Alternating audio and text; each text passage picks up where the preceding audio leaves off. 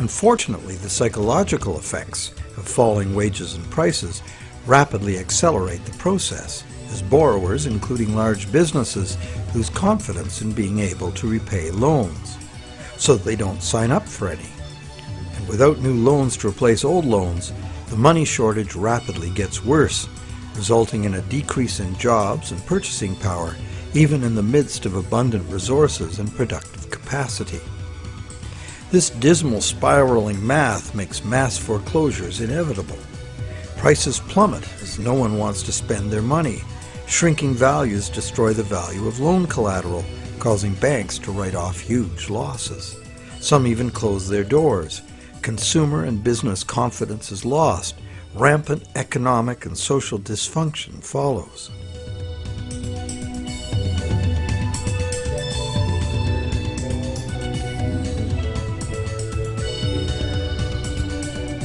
This disastrous spiral cannot be turned around unless the government creates new money itself or goes deeply in debt to private banks in order to create enough new money to reorganize and rejuvenate the economy.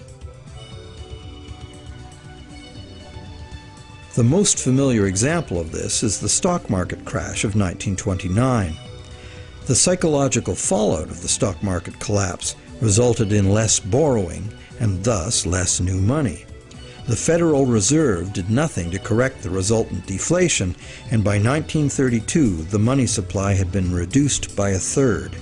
Countless people were evicted from their homes because the money to make their mortgage payments simply ceased to exist.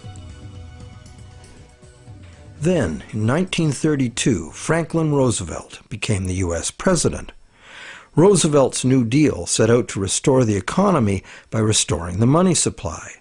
To counter the money shortage, Roosevelt borrowed from the private banking system. Factories started hiring again.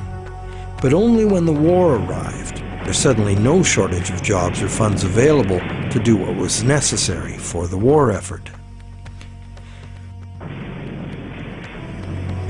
It was the money expended on World War II that ended the Great Depression. The war also resulted in 50 million deaths worldwide and led to a new hostile international balance of power with its attendant arms races, mounting debts, and sweeping social and technological transformations.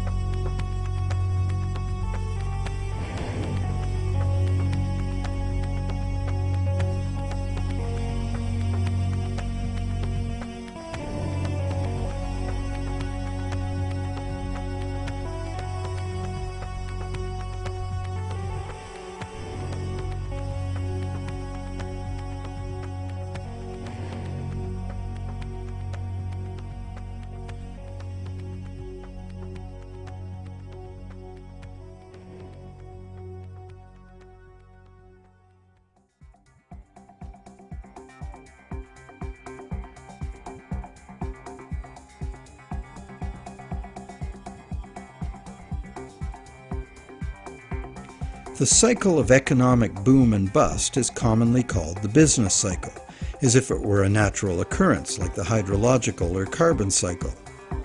These natural cycles are ultimately driven by the sun. But what is it that drives the business cycle? One answer is the supply of money. And as we have seen, the supply of money is dependent on loans. So let's look at what happens during the lifetime of an individual loan. We've seen how bank credit is nothing more than the bank's promise to pay, which the bank has created on its books to balance the borrower's promise to pay that it has received. The bank's promise to pay is usually spent on some real good or service and allowed to circulate, making the efficient exchange of goods and services easier to accomplish. As a medium of exchange, today's promise to pay money is unsurpassed in its usefulness and flexibility. However, because no money is created to pay the interest, a seemingly impossible situation is created. On the face of it, if borrowers had to pay the interest they owe all at once, they would have to fight it out for a limited sum of existing money that was very much less than the total owed. The percentage that would be unable to pay off their loans would be simple to calculate. However, interest is usually paid over time, not all at once. If this interest income is recycled into the general economy as spending, it can be available to be earned repeatedly.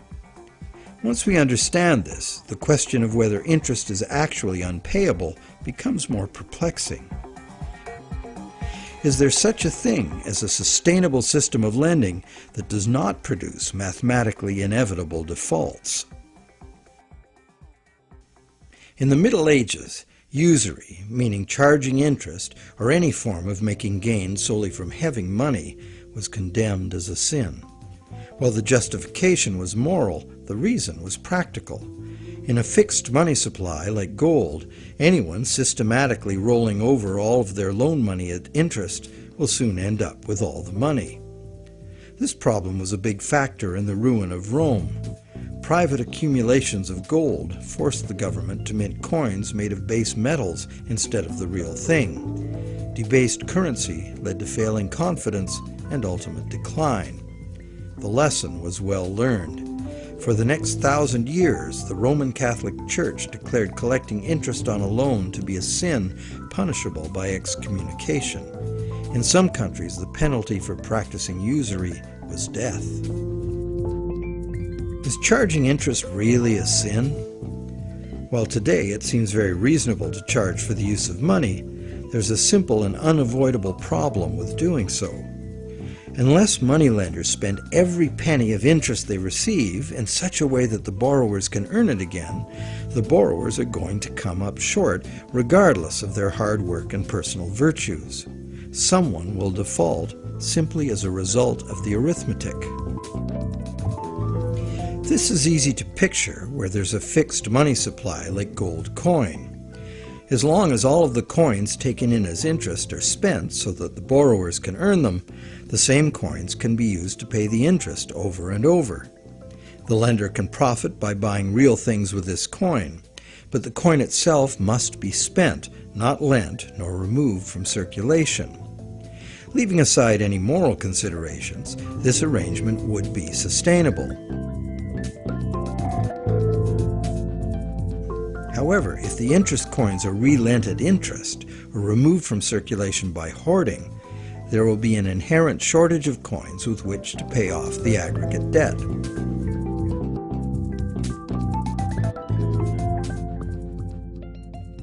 The situation is essentially no different in our current debt-based system.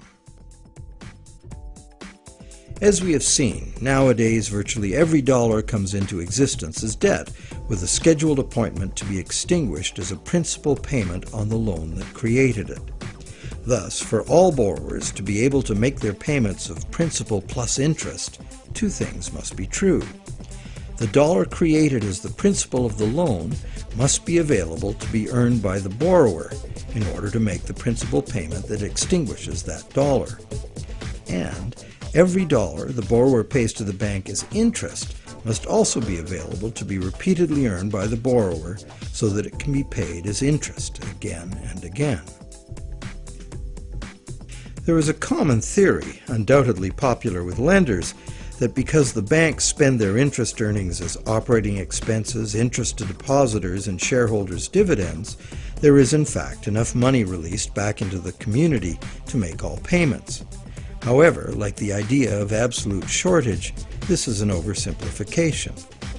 Picture what happens if someone else, such as you or I or an institutional non-bank lender, obtains this dollar and then lends it out at interest. Well, now that same dollar is simultaneously owed to two lenders and has two simultaneous interest charges attached to it. In addition, if this dollar is loaned, repaid, and reloaned by the secondary lender, it is not available to pay off the principal of the loan that created it, except as another loan.